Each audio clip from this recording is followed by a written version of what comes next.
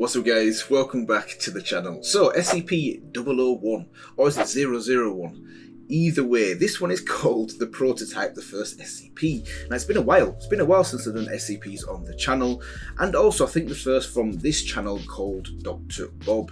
Been recommended quite a few times by viewers of previous SCPs as well, so here we are. Yeah, 16 minutes long. Without further ado, let's go. The guerrilla soldiers fire their rifles blindly into the jungle. Okay. They don't know what exactly they're shooting at, but something is out there among the trees. What's got Billy spooked? Or is it something's got Billy spooked? Great film. Something they can't see. Something that's killing them. One of the young soldiers, barely more than a boy, stops to reload. As he pulls the magazine from his rifle, a blur passes by. The soldier next to him suddenly drops to his knees, clutching his neck, blood pouring out between his fingers. A hand grasps the boy's shoulder, and he spins around, nearly opening fire on his commander.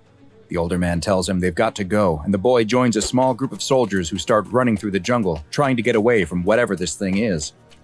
As they run, there's another flash of movement, and one of the soldiers is pulled into the trees. He can hear his screams mixed with the otherworldly shrieks, but there's nothing they can do. It's already too late for him. So far, I love the narration, and I love the animation as well. Yeah. Another soldier disappears into the trees with a blur. It's just him and the commander now. Uh-oh. They emerge from the jungle into a clearing that contains a small abandoned farm. The commander motions for them to head towards the old farmhouse, and the two take cover around the corner of the home. They crouch with their guns ready, peeking around the corner, looking for any sign of the monster that's killed so many of their comrades. The boy wants to know what they should do. He opens his mouth to ask the commander, but he puts a finger to his lips and motions for the boy to keep watching. The boy peeks around the corner of the house, but he doesn't see anything emerging from the tree line. It's quiet, until the commander begins to scream. The boy turns to see a point forming on his chest. It's a black circle. No, not black, something darker. It's like it is the absence of any and all light. The commander screams louder as the point of darkness grows. The commander's screams fade out, even as it looks like he continues to yell. The boy watches as the commander seems to be collapsing in, sucked into the dark orb in his chest. The commander's body folds in on itself, growing smaller and smaller, until it disappears completely into the black hole, which vanishes along with him. What? The boy doesn't know what he just saw, but he doesn't have time to think, because emerging from the forest is the creature. The boy has never seen anything like it, and runs into the farmhouse. He locks the door and pushes the old kitchen table in front of it, trying to barricade it as best he can. That'll work. He looks around and spots a bed against the wall. It's the best hiding spot he can find, so he runs and slides under the bed, pulling himself as close to the wall as he can. The boy watches and waits, unsure of what he should do. It's quiet. There's no more screaming of soldiers being killed or any more of those guttural animal-like squeals. Maybe it decided to go back to wherever it came from. The boy doesn't dare come out from under the bed, though. As he watches the door, waiting for something to burst through, he sees something else. Another of those black points appears in the middle of the room.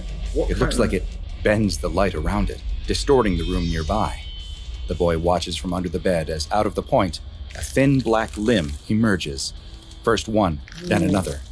He can see its strange pointed legs with no feet standing just in front of the bed now. With a high-pitched cry, the creature effortlessly tosses the bed aside. The boy is left exposed, cowering against the wall. The creature screams, opening its wide mouth that seems to split its eyeless face in two, revealing 2 rows of jagged teeth. The boy screams back, crying in fear, and sees that the creature isn't eyeless after all. Inside its grotesque mouth, a milky blue ball appears.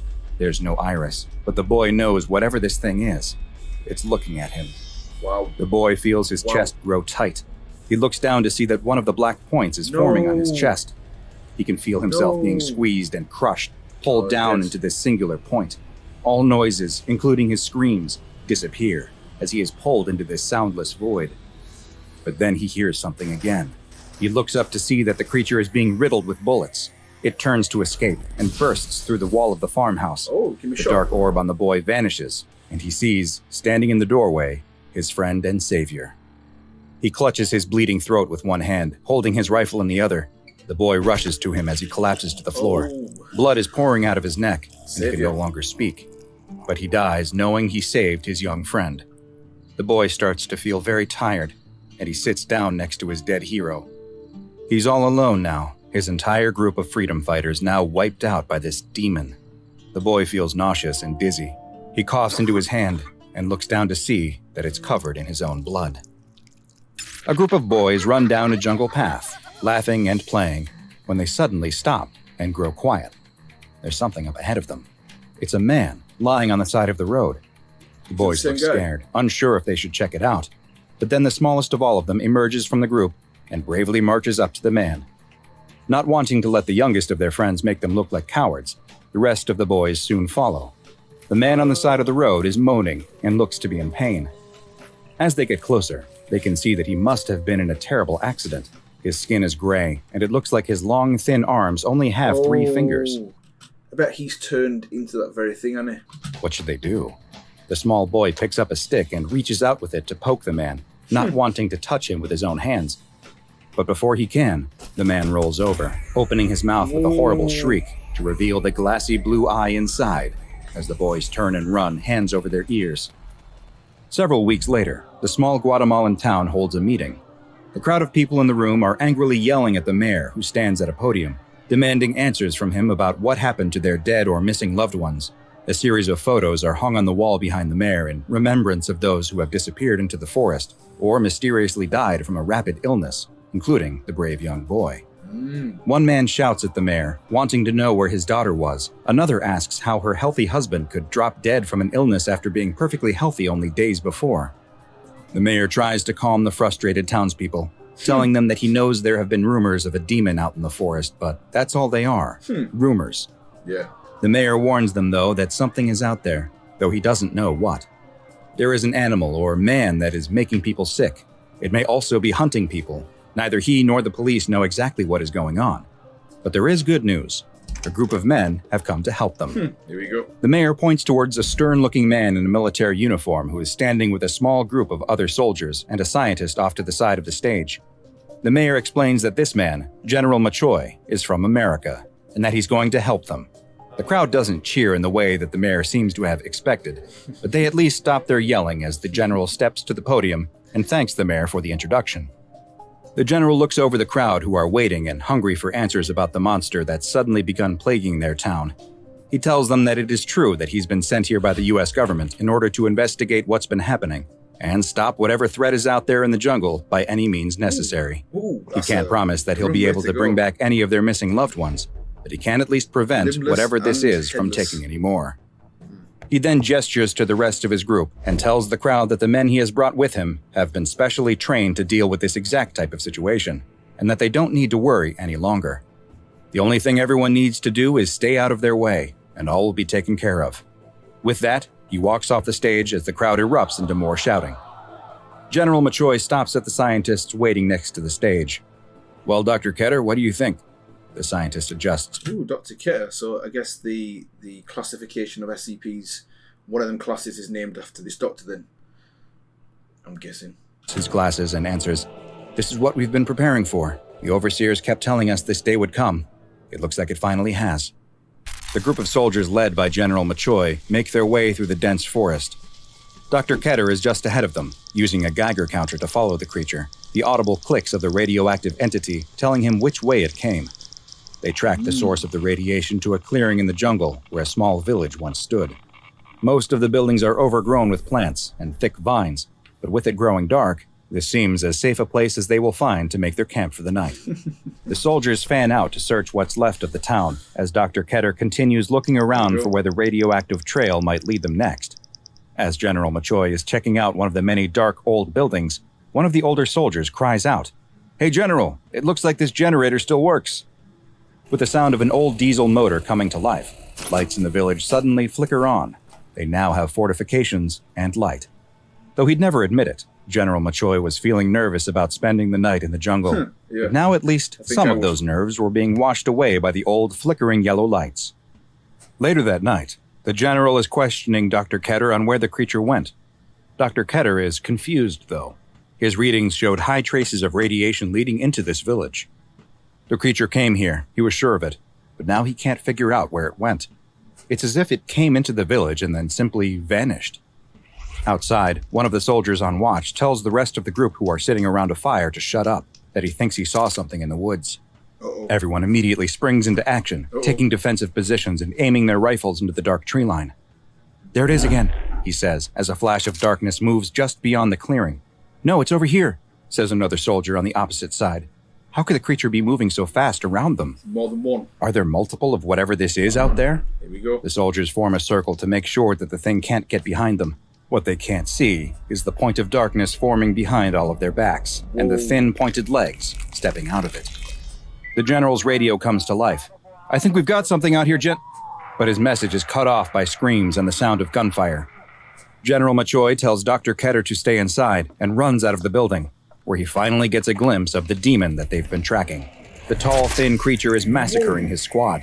It dashes between them at an inhuman speed, using its three-fingered hands to rip the limbs off of some soldiers and slash at others with its razor-sharp claws, opening up their necks or disemboweling them before moving on to the next. The general fires his rifle at the creature and misses, but it's enough to get it to retreat. General Machoy runs back inside the building where Dr. Ketter is waiting. "What was it? What did you see out there?" The general doesn't know how to begin describing the monster that just killed all of his men. It's like nothing he's ever seen before, and something that no amount of training could prepare him for. As the two men ponder what to do next, the Geiger counter on the table suddenly starts to click, softly at first, but then more and more, as if a huge amount of radiation has suddenly flooded the room. The general grabs the doctor and drags him out, leaping out of the building just before it collapses in on itself, disappearing into the micro-singularity that formed inside. The two men look up to see it standing right in front of them, its huge mouth open to reveal its glassy blue eye. "Look out!" Dr. Ketter cries, but he isn't talking about the demon as he and the general roll to the side, just avoiding the power line that has been cut loose by the destroyed building. The power line hits the ground and immediately begins to spark, sending out bright pulses of white electrical light. The creature cries out with a gut-wrenching scream and collapses to the ground, huddling up into a ball as it tries to cover up its mouth with its thin arms. "Is it the electricity?" the general asks, confused about what suddenly stopped the killer's rampage. But Dr. Ketter realizes it isn't the sparking power line that the creature has been immobilized by, it's the flashing lights. The general doesn't wait for his answer, though, and fires the weighted net from his gun, trapping the howling creature.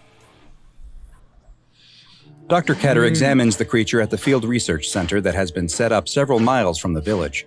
A strobe light has been affixed to the inside of the creature's cage, but even when the doctor turns the light off, the grayish-brown skinned entity still remains curled up in a ball on the floor. The doctor wonders if perhaps the creature is hungry, but it shows no interest in any of the various meats, fruits, and vegetables they've presented to it. The doctor stands in the doorway of the tent that has been set up to house the creature's cage and gives an update to General Machoy, who is anxious to get the creature moved to the United States and a more secure containment environment. Dr. Ketter stresses that he fears the journey might kill this creature, though, and put an end to the incredible research and testing they can perform on this amazing living specimen. The general turns to leave, but stops to salute the body of one of his soldiers being carried by on a stretcher. Dr. Ketter himself turns to go back to his research when he notices something. The creature's mouth is ever so slightly open. Dr. Ketter has yet another idea. That night, Dr. Ketter enters the temporary morgue and takes a severed arm from one of the dead soldiers. Back in the research tent, he presents the arm to the creature, sliding it through the cage bars.